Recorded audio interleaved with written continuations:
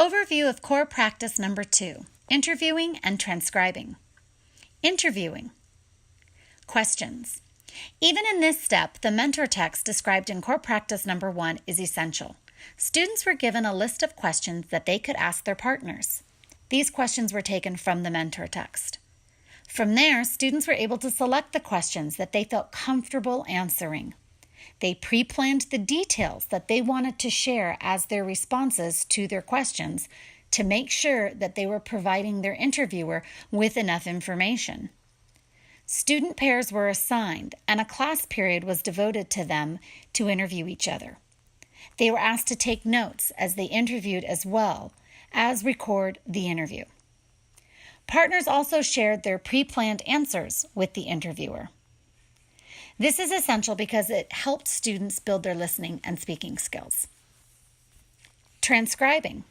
Students then transcribed all of the information they collected, the recording, notes, pre-planned answers. This was an effort to help students have all of the information from the interview in one place. Students were then asked to code or annotate their notes with the idea of looking for the story. What's the exposition? What's the conflict, the climax, the resolution? And this thus reinforced the idea of a narrative text structure. Note, we think this step could be simplified if students used technology that will transcribe their voice recordings. Why is this step essential? Because it allowed students to collect information from one another. It gave them real-world experience. They will be interviewed for jobs someday, and it allowed them to work on their speaking and listening skills. It also gave them the opportunity to work with recording applications that they might not have used before. Our reflections and additional thoughts. This part of the project students most enjoyed.